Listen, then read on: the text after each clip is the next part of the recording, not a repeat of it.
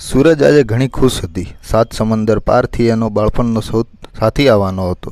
નાનપણથી જ ઘોડિયા લગ્ન થયા હોવાથી સૂરજ તો વસંતને જ પોતાનો પતિ માનતી હતી. વસંતના માતા પિતાને એકાએક વસંતને લઈને વિદેશ જવાનું થયું એટલે સૂરજ વસંતથી છૂટી પડી ગઈ હતી. સૂરજ અને માતા પિતાએ વસંતની ખૂબ રાહ જોઈ હતી. રીતિ રિવાજો પ્રમાણે સૂરજ વસંતની વાગ્દત્તા હતી. સૂરજને જ્યારથી સમજણ આવી ત્યારથી વસંતની આરાધના કરતી હતી. ઘર ઘર વિમાનનો અવાજ સૂરજના કર્ણપટલ પર અથડાતો હતો. એરપોર્ટ પર સૂરજ અને એના માતા પિતા સરયુબેન અને મોહનભાઈ હારતોર લઈને ઊભા હતા. વિમાનમાંથી વસંત અને એના માતા સુરભીબેન અને શૈલેષભાઈ ઉતરી રહ્યા હતા. વસંતની સાથે એકદમ ગોરી ચામડીની ભૂરી ફટાક ટૂંકી બાઈનું ગાઉન પહેરીને કોઈ યુવતી પણ ઉતરી રહી હતી. શૈલેષભાઈએ મોહનભાઈને પોતે આવી રહ્યા છે એ જણાવ્યું હતું એટલે સૌ સ્વાગત માટે આવ્યા હતા. દોસ્તો, વિડીયોને લાઇક કરો અને ચેનલને સબસ્ક્રાઈબ કરવાનું ના ભૂલતા. વસંતની સાથે આવેલી યુવતી વસંતનો હાથ પકડીને એકદમ નિકટ ચાલી રહી હતી. સૂરજ અચરજ અને આઘાત સાથે આ દ્રશ્ય જોઈ રહી હતી.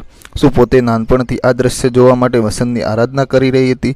સૂરજને પોતાના પર ઘૃણા પેદા થઈ. મનમાં વિચારવા લાગી, ના, હું ખોટી વિચારી રહ્યો છું. વસંત ક્યારેય કોઈ સ્ત્રી સાથે ન જોડાય. વસંતને ખબર છે કે હું એની પત્ની છું. મારો વસંત એવો ન હોઈ શકે.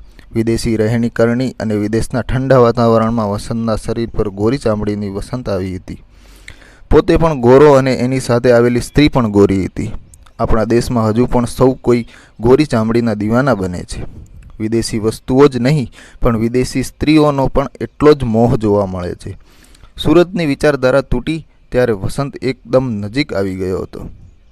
સૂરજની એકદમ નજીક આવેલો વસંત ખરેખર સૂરજથી યોજના દૂર હોય એવું લાગતું હતું.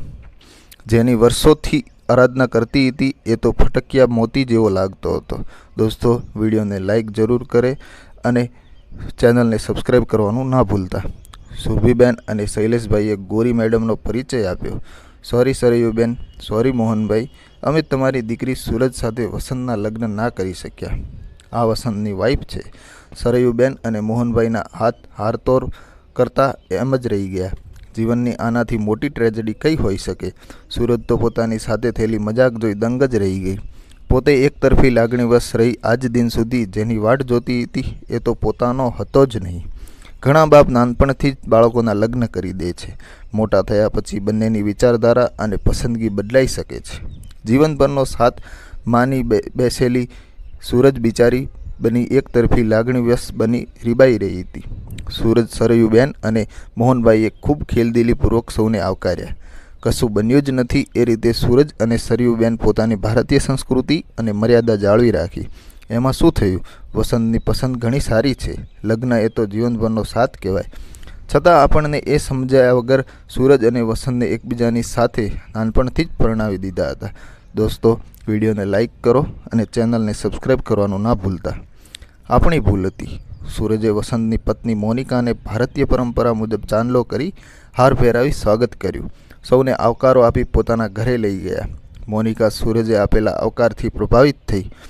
ભાષાથી ભલે અજાણ્યા હોઈએ પણ ચહેરાના ભાવ ઘણું કહી જાય છે. સૌએ સાથે બેસીને રાત્રિ ભોજન કર્યું.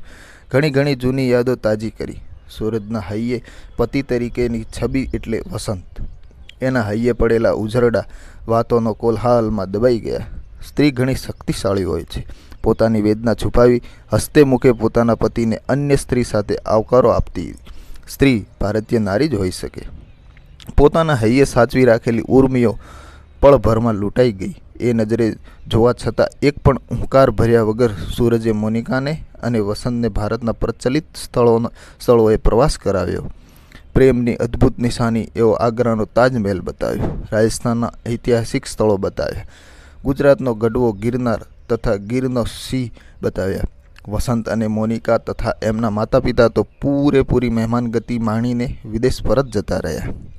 સિંહણ જેવું હૈયું ધરાવતી સૂરજે જીવનભર લગ્ન ન કરવાનો નિર્ધાર કર્યો. એકલી સમાજ સેવા કરી ગરીબ વર્ગને મદદરૂપ થવું એ સૂરજનો જીવન મંત્ર બની ગયો. સૂરજને જોઈને એવું લાગે છે કે પ્રેમ ક્યારેય તપસ્યા બની જાય છે. દોસ્તો, વિડીયોને લાઇક કરો, ચેનલને સબસ્ક્રાઈબ કરો અને પોતાના મિત્રો સાથે શેર કરવાનું તો ભૂલતા જ નહીં. પૂરો વિડીયો જોવા માટે ખૂબ ખૂબ ધન્યવાદ દોસ્તો. Thank you so much.